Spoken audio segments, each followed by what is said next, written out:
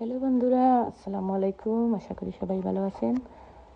এই গরমের মধ্যে কি ভালো থাকা যায়, তাই আমি তো ভালো না, চলে আসছি আমার বাড়ির সামনের সেই বিখ্যাত মালটা বাগানে আসার পর আমার পিছনে পিছনে ঘোড়াঘাড়াও চলে আসছে। দেখতেই পারতেছেন, ঘোড়াঘাড়াও আমার সাথে মালটা পারছে, ঝুড়ির মধ্যে রাখতেছে।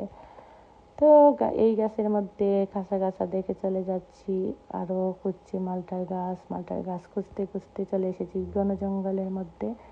আসার পর আর একটি গাছ পাইছি, গাছে অনেকগুলো মালটা পেকে আছে, আবার মাটিতেও পড়ে গেছে অনেকগুলো।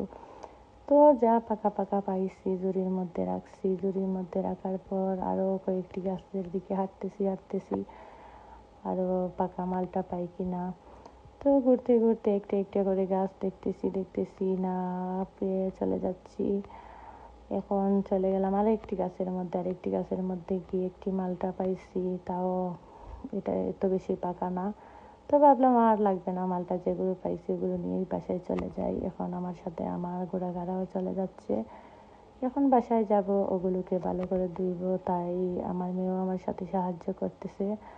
আমি আর আমার মেয়ে ভালো করে ওগুলো ধোয়ার পর এখন শুরু করছি কাটাকাটি করতেছি, সাথে আমার বাচ্চারাও বসে আছে। আমি কাটতেছি আর ওরা এক পিস করে হাতে নিচ্ছে আর খাচ্ছে। সে বলছে অনেক ভালো।